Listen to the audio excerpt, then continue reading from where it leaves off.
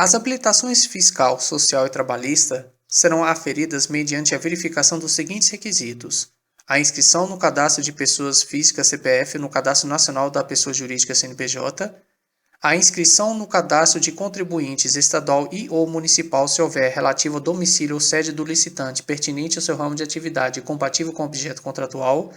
a regularidade perante a Fazenda Federal, estadual e/ou municipal do domicílio ou sede do licitante ou outro equivalente na forma da lei, a regularidade relativa à Seguridade Social e ao FGTS que demonstre cumprimento dos encargos sociais instituídos por lei, a regularidade perante a Justiça do Trabalho, o cumprimento do disposto no inciso 33º do artigo 7º da Constituição Federal, que diz o seguinte: proibição de trabalho noturno perigoso ou insalubre a menores de 18 e de qualquer trabalho a menores de 16 anos, salvo na condição de aprendiz a partir de 14 anos. Proibição de trabalho noturno perigoso ou insalubre a menores de 18 e de qualquer trabalho a menores de 16 anos, salvo na condição de aprendiz a partir de 14 anos. Então, as habilitações fiscal, social e trabalhista serão aferidas mediante a verificação dos seguintes requisitos: a inscrição no cadastro de pessoas físicas CPF ou no Cadastro Nacional de Pessoa Jurídica CNPJ, a inscrição no cadastro de contribuintes estadual e/ou municipal se houver relativo ao domicílio ou sede do licitante pertinente ao seu ramo de atividade compatível com o objeto contratual,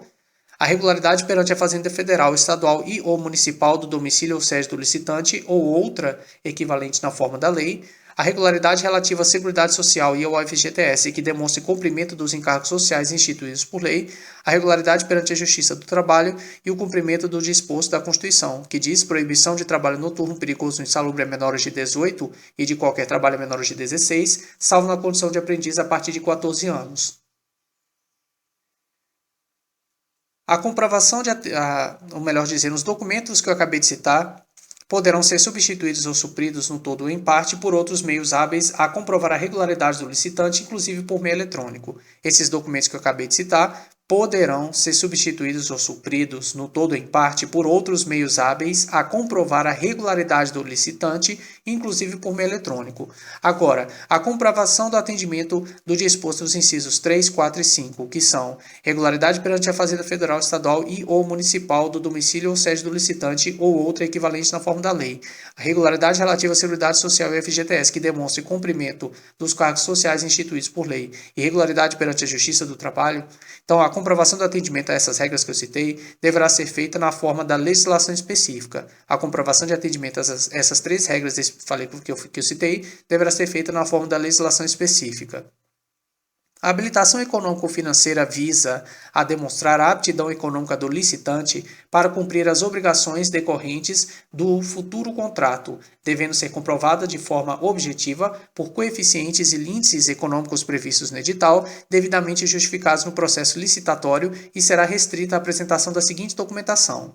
Então, a habilitação econômico-financeira visa demonstrar a aptidão econômica do licitante para cumprir as obrigações decorrentes do futuro contrato, devendo ser comprovada de forma objetiva por coeficientes e índices econômicos previstos no edital, devidamente justificados no processo licitatório, e será restrita esta habilitação econômico-financeira à apresentação da seguinte documentação: balanço patrimonial, demonstração de resultado de exercício e demais demonstrações contábeis dos 2 últimos exercícios sociais e certidão negativa de feitos sobre falência expedida pelo distribuidor da sede do licitante. Então, nós temos balanço profissional, balanço patrimonial, demonstração de resultado de exercício e demais demonstrações contábeis dos 2 últimos exercícios sociais, e não do último, mas sim dos 2 últimos. Certidão negativa de feitos sobre falência expedida pelo distribuidor da sede do licitante. Então, a habilitação econômico-financeira visa demonstrar a aptidão econômica do licitante para cumprir as obrigações decorrentes do futuro contrato, devendo ser comprovada de forma objetiva por coeficientes e índices econômicos previstos no edital, devidamente justificados no processo licitatório, e será restrita a apresentação da seguinte documentação. 1. Balanço patrimonial, demonstração de resultado de exercício e demais demonstrações contábeis dos 2 últimos exercícios sociais, e certidão negativa de feitos sobre falência expedida pelo distribuidor da sede do licitante. A critério da administração, poderá ser exigida a declaração assinada por profissional habilitado da área contábil que ateste o atendimento pelo licitante dos índices econômicos previstos no edital. A critério da administração, poderá ser exigida a declaração assinada por profissional habilitado da área contábil que ateste o atendimento pelo licitante dos índices econômicos previstos no edital. Para atendimento do disposto no caput desse artigo, que a gente está estudando sobre a habilitação econômica financeira, é vedada a exigência de valores mínimos de faturamento anterior e de índices de rentabilidade ou índices de lucratividade. Então, para atendimento do disposto nesse artigo, do caput desse artigo, que a gente está tratando da habilitação econômica financeira, é proibida a exigência de valores mínimos de faturamento anterior e de índices de rentabilidade ou índices de lucratividade.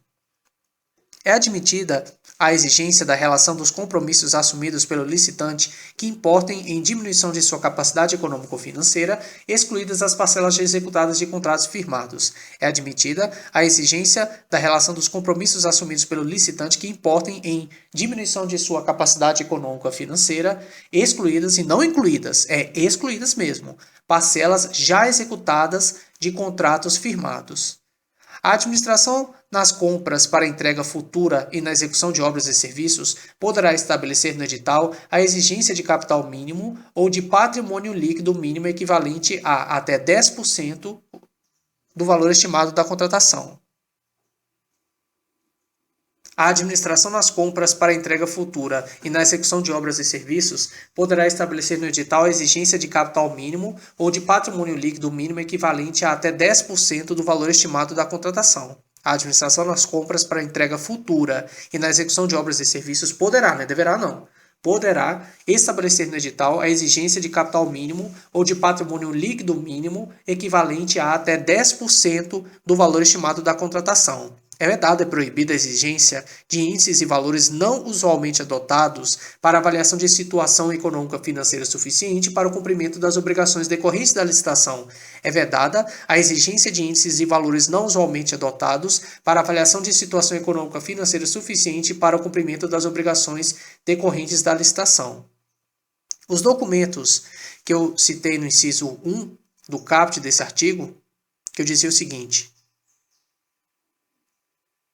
balanço patrimonial, demonstração de resultado de exercício e demais demonstrações contábeis dos 2 últimos exercícios sociais. Então, esses documentos limitar-se-ão ao último exercício no caso de a pessoa jurídica ter sido constituída há menos de 2 anos. Estes documentos, eles limitar-se-ão ao último exercício no caso de a pessoa jurídica ter sido constituída há menos de 2 anos. A documentação que a gente acabou de estudar poderá ser apresentada em original, por cópia ou por qualquer outro meio expressamente admitido pela administração. Essa documentação, quanto à habilitação econômica financeira, ela poderá ser apresentada em original, por cópia ou por qualquer outro meio expressamente admitido pela administração. Além disso, esta documentação poderá ser substituída por registro cadastral emitido por órgão ou entidade pública, desde que previsto no edital e que o registro tenha sido feito em obediência ao disposto nessa lei. Então, essa documentação de habilitação econômica financeira poderá ser substituída por registro cadastral emitido por órgão ou entidade pública, desde que previsto no edital e que o registro tenha sido feito em obediência ao disposto nessa lei. Além disso, essa documentação poderá ser dispensada total ou parcialmente nas contratações para entrega imediata, nas contratações em valores inferiores a 1/4 do limite para dispensa de licitação para compras em geral e nas contratações de produto para pesquisa e desenvolvimento até o valor de R$300 mil. Então, esta documentação de habilitação econômica financeira poderá ser dispensada total ou parcialmente nas contratações para entrega imediata, nas contratações em valores inferiores a 1/4 do limite para dispensa de licitação para compras em geral e nas contratações de produto para pesquisa e desenvolvimento até o valor de R$300 mil.